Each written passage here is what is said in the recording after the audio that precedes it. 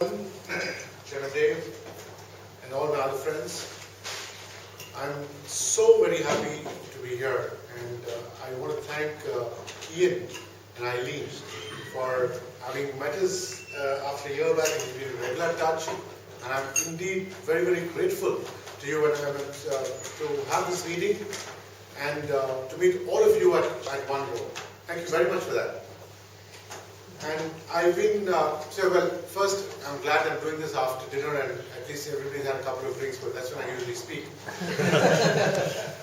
So, I've been going around your great countryside in your province for the last 1.5 days, and I think it's a great place, and I'm still very glad that you're not a part of England.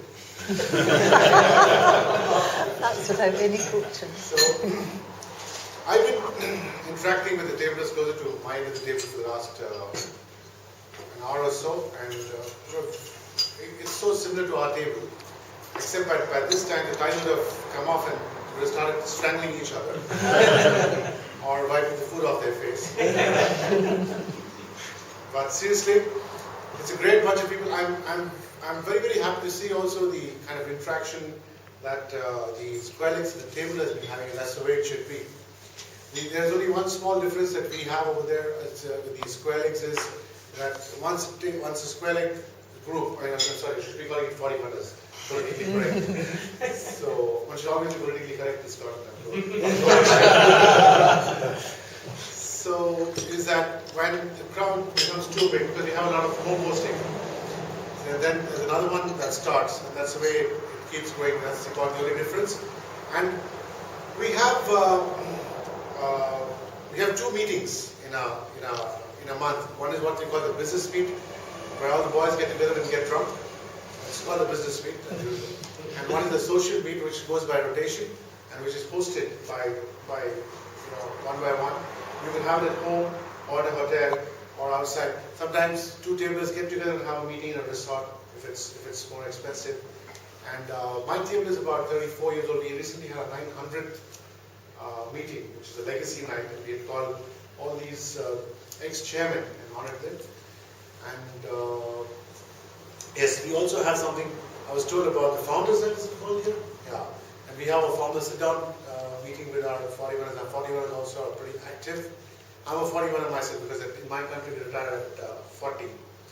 So I've been getting an extended time to table as well because of this presidency, which is more of a honor than a recognition of what I've done. I've spent about close to 18 years at the table, and I've enjoyed it thoroughly. I'll be just moving back, and I have a few presentations, but I'm going to take it at the end of the season, so we can all have it at one go. And I can still speak till I'm sober. And then ask Steve Jobs to help me. So, first things first, I would like to present my flag to Chairman Gordon. That's my flag. It's a 130 flag.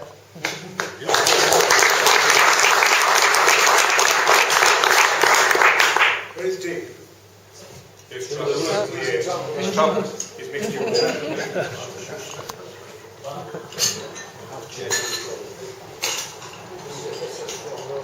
All right.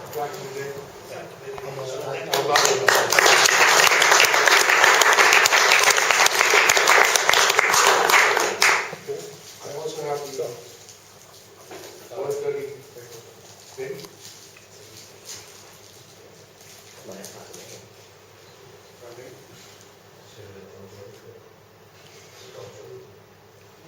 Thank you so much. Thank you.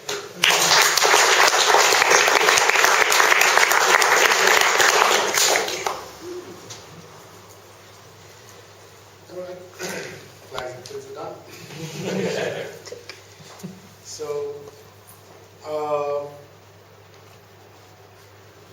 Ian's been telling me about your Christmas float and the Founders Night and what else that there's one more which is the Ale Night, is it? Right. So I found some photographs of Ian as well. So it's very fascinating. There's another difference between what we do over there and what we do. We have a huge focus on projects because it's a great opportunity in our country. Roundtable India has short courses. I think here it's mostly year to year the projects change. There, besides the projects that every table does, we also have a long-term project. The last 4 years has been Freedom Through Education, which means that the president at that point, the president of Roundtable India, took up this mission to educate 1 million children. It's totally free education, wherein Roundtable India provides the infrastructure and we build the schools. And you'll be surprised at the kind of responses that we've been getting and the kind of the money which has started coming into this. I just shared a story which I'd like to say here as well. There was a rich NRI, which is called non-resident Indian. The Indian diaspora, which has gone overseas and made a lot of money. And this guy was in Hong Kong, and he was extremely rich. And for his daughter's 16th birthday, he asked us to what she would like. And the small child said that she would like to build a school in India. And since he was connected, he offered to pay, a budget of around a little more than 1.2 million US dollars, which he donated for the school. It came up in about 2.5 years. And my table has taken it up as a long-term project, and that's educating more than about 800 children today, from the primary class right up to 12th standard. So that is a long-term project that we have. Tabling is indeed huge, big in India because there's a lot of opportunity and there's a lot of interaction. Also, it's adapted. I mean, this is something that I find all over. As the youngsters today don't want to join tabling as much. Because I think the fault or the onus lies with the existing tables to really make it more adaptable to them, so that they come and join. It's a great movement as you go into it that you realize, and something that you don't want to miss. I'm sure every 41 a year hopes that one day his son will become a tabler, if possibly the same table. Okay, now about the World 30 movement. I'm sure most of you are aware of what it is, but for some of the benefit of some of the younger tables, I'll just say it's only a social platform. There is no agenda, and it was Euro 30 till 2009 when India joined it. My table and my country is just about 3 meetings old, and just in 2009 in Kampen that we met, about 5 of us went and made a bid for the World 30. We didn't even know what it was about, and we were accepted. I think there were no other bids at that point of time. And then we realized, what have we done? So it'll be nice and drunk then. It was very nice for so many of the tablers and their families. We made it a family event because people are traveling long distance, and we understood that a lot of them have small kids, so we had a kid-friendly AGM, which was followed by a pre or a post-talk. So going back to what I was telling you, it's a social group. There's absolutely no pressure. There is nothing to do, and today, fortunately, the electronic media has given us an opportunity to share, what we have very unobtrusively. It's a very non-invasive technology. For example, we have a Facebook page. I've shared the link with Gordon. I'm sure I'll put it around. Anybody who wants to can just go and register there and browse whenever you want to.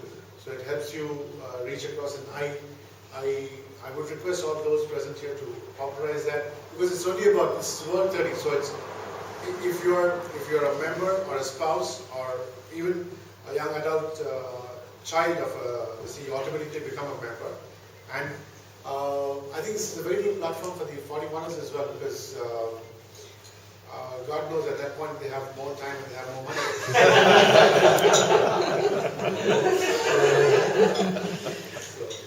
I'm on your side, guys, the 41ers.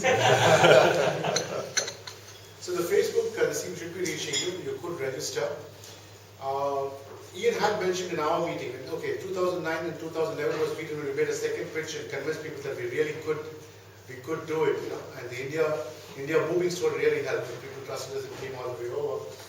And Ian last time gave a presentation for Scotland, which was very well accepted.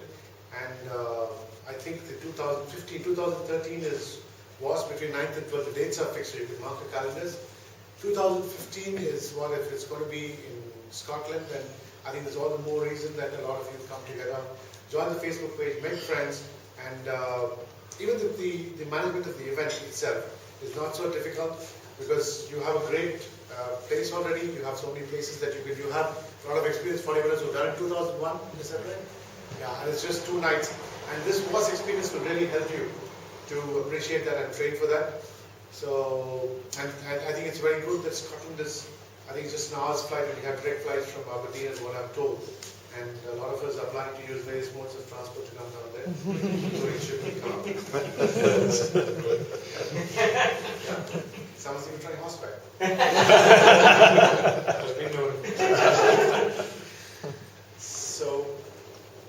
So come, I have some small presentation from the WAS guy, which I will show you now. But it's going to be, it is a beautiful place.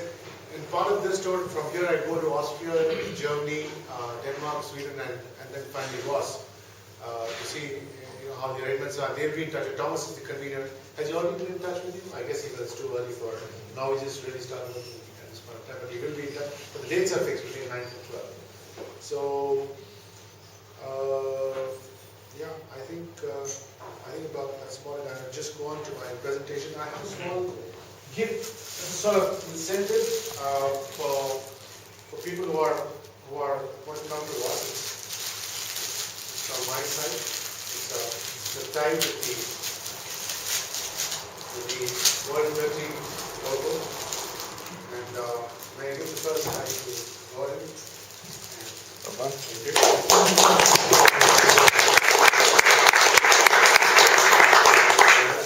You who's going to drive the event for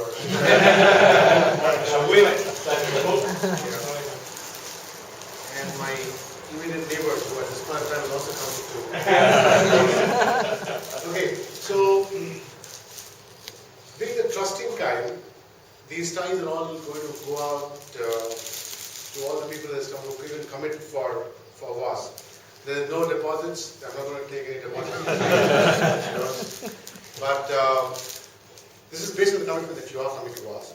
And if you take the tie and somehow later decide, okay, not to, you must remember that from India, and this will morph into a snake in your mouth.